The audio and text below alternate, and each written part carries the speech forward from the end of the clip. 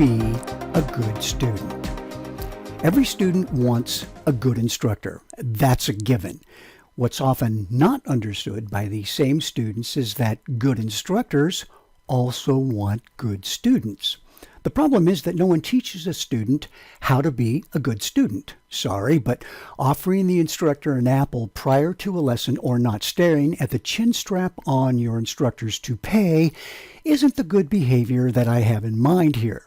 Instead, I'm interested in how we should behave as students, and yes, I'm a lifelong student, so that our instructors are inspired to go above and beyond the call of duty when training us. So, here are 4 rules, my top 4 picks among many, that will enhance the quality of any training experience you are receiving. Years ago, I learned that if I wanted to get the most out of any training session with any instructor, be it golf, martial arts, or flying, I had to act like a good student. Therefore, rule number 1 is show your enthusiasm for what you are learning. You want to channel the spirit of Lee Strasberg, the great acting teacher, to look and act interested in what you are learning. What? You can't act?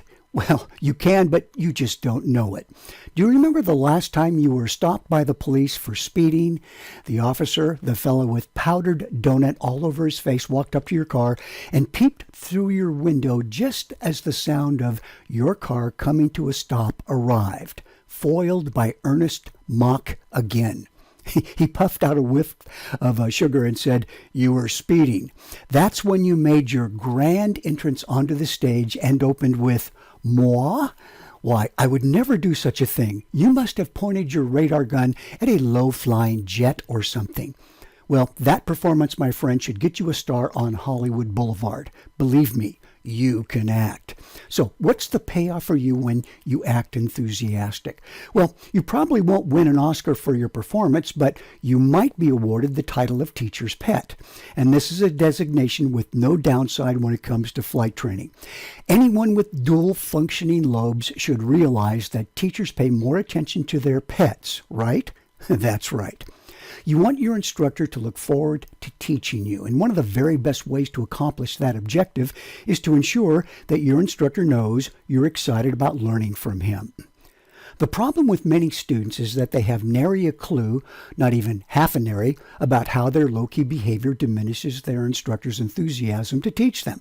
No, I'm not saying that your instructor won't do the best job possible, even with, unenthusiastic and lifeless students who properly deserve to have white chalk lines drawn around their bodies. Yes, I'm talking about clamp, hemostat, we're losing him, lack of enthusiasm. The fact that morticians often deal with more enthusiastic clients than some instructors should be the point here.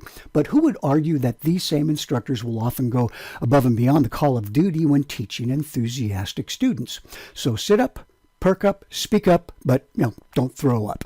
If you understand rule number 1, then you understand an important principle of human nature.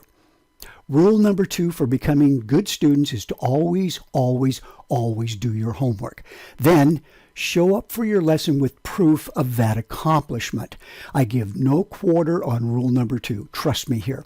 There's always a student who shows up with the lamest homework excuse ever, such as, my dog ate my homework. Then is often followed by this double lame add-on of, I had to force him to eat it, but he ate it. So it's not a lie. With respect to this rule, there is no try, just do. Proof?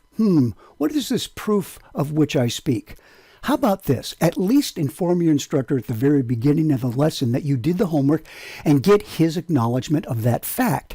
An affirming head nod is all you need. Then again, you might make a quick outline on a single sheet of paper covering the material you studied, then show it to your instructor. Nothing fancy here. You only want your instructor to acknowledge that you did what he asked you to do. And if for some reason you can't do the required homework, then inform the instructor of that fact. Just tell him you are unable to accomplish the required assignment. Don't hold your head down in shame, unless you want to. Then say the following: I don't want to miss a lesson with you, so if there's something else we can do that's not dependent on this homework assignment, I'd like to do that if possible. Now hold your head down in shame to let his Catholic guilt work for you. Hey, it can't hurt. Rule number 3 is this: Don't be late, even if you're French. Yes, the French are sometimes fashionably late, but your instructor probably doesn't care about that. Most likely, the only international thing about your instructor and the only thing that he cares about is eating at the International House of Pancakes. Pigs in a blanket? Heaven on earth is what that is. The fact is that being late suggests that you don't care as much about the instructor's time as he cares about his time. So be on time. However, there are times when you can't help but being late, such as when you're, having trouble getting your dog to eat your homework. If you suspect that you're going to be late, then notify your instructor as early as you can. And if you are late, pay your instructor for his lost time. No, don't offer to pay him, just pay him, period. If he won't take it, not likely at all, then say, okay, this is just a tip, then hand over the dough. Don't put him on the spot and leverage his Catholic guilt by giving him the opportunity to decline payment for what he justly deserves. Besides, he might temporarily renounce his religion just to have access to your tiny stash of cash. The fact is that paying for your instructor's lost time is a small price to pay to maintain good relations with him. Rule number 4 is my big closer, and I do mean big. Don't talk back to your instructor. One example of talking back looks like this. Your instructor says, I think you should retract the flaps now. You say, I was getting ready to do that. You see, folks, that's talking back, and it serves no purpose other than to make you feel that you have not been diminished in the eyes of your instructor. More often, it accomplishes the exact opposite of that objective. Your instructor might think, well, Mr. Regresso mental block is certainly quick on the retorts, but slow on accomplishing objectives in a timely manner. Instructors don't care what you are going to do. They specifically care about what you haven't done at the precise time they mentioned doing it. So the proper response to the instructor's request to retract flaps is, Roger, flaps coming up, even if Roger isn't your instructor's name. So this is very simple, and it's easy to say, and it never gets your instructor thinking that you are argumentative, which is what talking back really is, argumentative.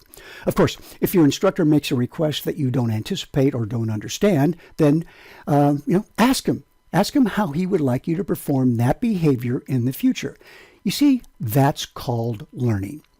Years ago, I had a CFII applicant who just couldn't stand the idea that someone else knew something he didn't know. And that was strange since he came to me to learn how to teach instrument flying.